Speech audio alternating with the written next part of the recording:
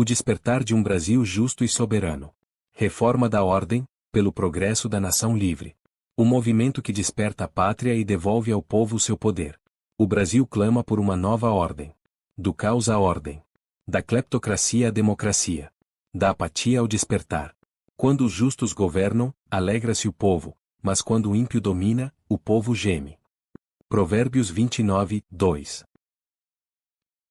A gente vive numa era que tem muito menos regra formal, menos tabu social e muito menos restrição do que em praticamente qualquer outro momento da história humana. Uhum. E, na teoria, esse seria o cenário perfeito para a nossa emancipação total, né? Exato, seria o paraíso. A imagem que vendem pra gente o tempo todo é que quebrar todas as correntes e ignorar os limites é o auge da vida. Liberdade absoluta como objetivo final. Isso. Mas, assim, se a gente olhar bem de perto para nossa sociedade atual, parece que a gente nunca foi tão refém. Refém de nós mesmos, do estresse, da ansiedade, daquela sensação de perda de propósito, sabe? Tem um paradoxo aí que é inegável. É a forma como o mundo contemporâneo lida com o lance do livre-arbítrio.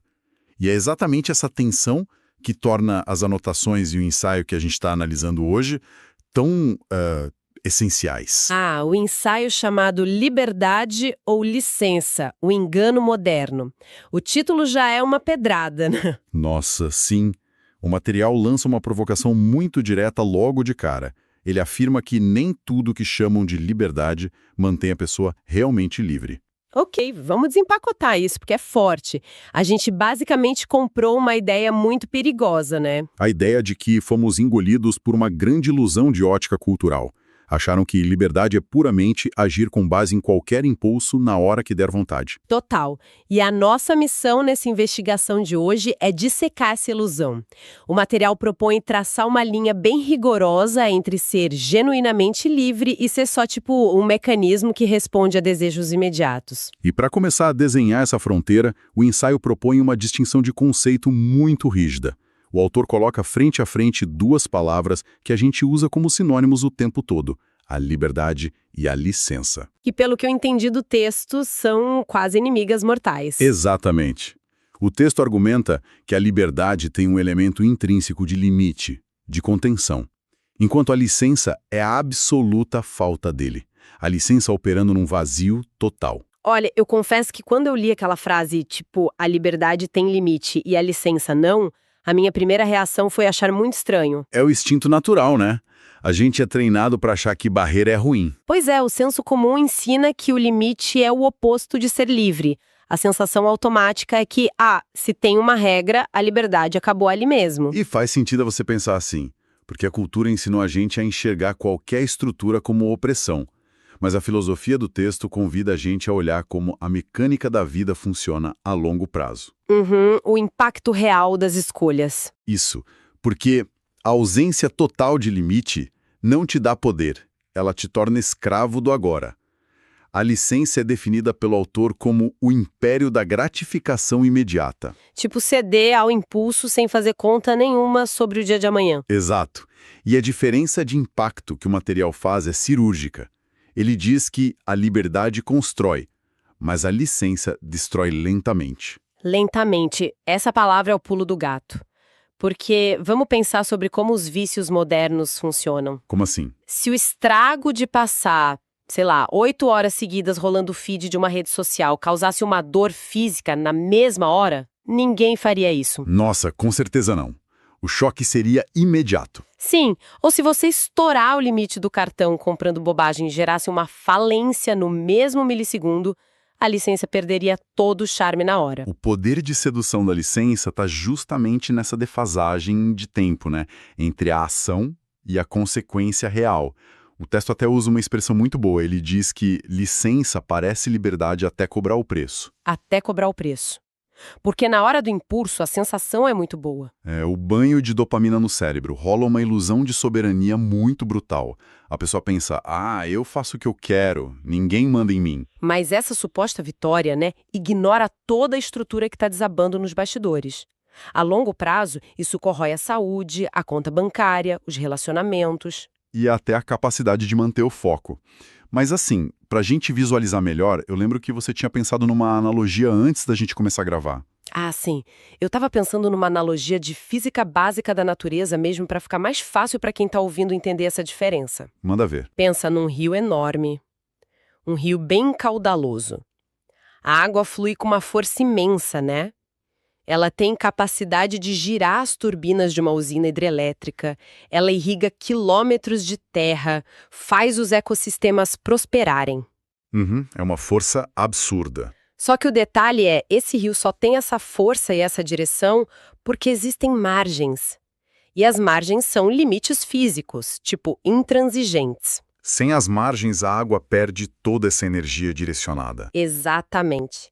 Se você tirar a margem, a água esparrama para todos os lados sem controle nenhum. Alaga o que está em volta, destrói as raízes das plantas e depois de um tempo... Vira um pântano estagnado. Isso, perde o fluxo e morre.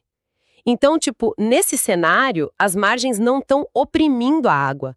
Elas estão criando a pressão necessária para o rio ter um propósito. A enchente destrutiva seria a licença, a água sem controle. Que imagem genial. Traduz perfeitamente a premissa de que a liberdade exige contenção para existir. Mas eu adicionaria só um detalhezinho na sua analogia. Claro, qual seria? O perigo da licença é que no comecinho da enchente ela parece muito mais grandiosa que o rio normal. Nossa, sim, porque a água está tomando mais espaço, né? Exato. Rola uma sensação de expansão. Quando rompe a margem, parece que conquistou território. O ensaio alerta muito para essa fase inicial do engano. É muito fácil você olhar para uma vida sem disciplina e confundir esse caos expansivo com a autonomia. Faz todo sentido. É só quando a água baixa que o pântano fica óbvio e a natureza da licença se revela. Perfeito. Mas essa implosão lenta que a gente está falando aqui não fica restrita só ao indivíduo. Porque se uma pessoa agindo no impulso já faz esse estrago todo, o que acontece quando a gente expande a lupa? É essa segunda etapa da nossa investigação. Como a sociedade inteira reage a isso, você diz? Isso, o que acontece com a estrutura da civilização quando essa confusão generalizada vira o padrão da cultura inteira. Aí o alerta do ensaio fica bem severo. O autor argumenta que uma sociedade que perde essa bússola de vez entra num estado de degradação bem acelerado. E ele traz uma frase que é de arrepiar. Ele diz, quando tudo é permitido, nada mais é protegido. Essa é a frase central da parte 2. Para entender a mecânica disso, a gente precisa sair da teoria e olhar para as interações humanas. Se a licença irrestrita vira o padrão coletivo, a fundação dos nossos direitos civis começa a desabar. Mas olha, eu vou fazer a advogada do diabo de novo aqui por um instante só para testar o argumento dele. Vai lá, manda objeção. Muito teórico moderno hoje em dia ia dizer o exato oposto disso. Eles iam falar que não proibir nada e derrubar as fronteiras morais é a melhor tentativa de garantir que todo mundo fique blindado, seguro para ser quem é. A famosa utopia de que se todo mundo fizer o que quiser, a gente cria um ambiente totalmente inclusivo. Exato. Na teoria, não parece uma ideia mais democrática? Pode até parecer, e é a justificativa mais comum hoje.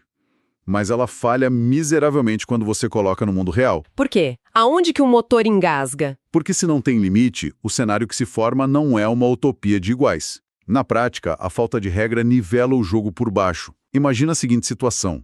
Se a minha liberdade absoluta de seguir meus desejos bater de frente com a sua necessidade de paz ou de espaço físico, quem ganha?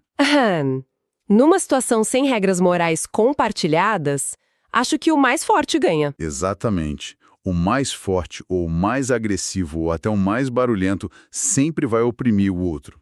A falta de regras cria um ambiente de darwinismo social implacável. Nossa, faz muito sentido. A licença coletiva não distribui o poder de forma justa, ela só consolida a tirania da galera que não tem escrúpulo. Perfeito? Então, quando o texto diz que nada mais é protegido, significa que as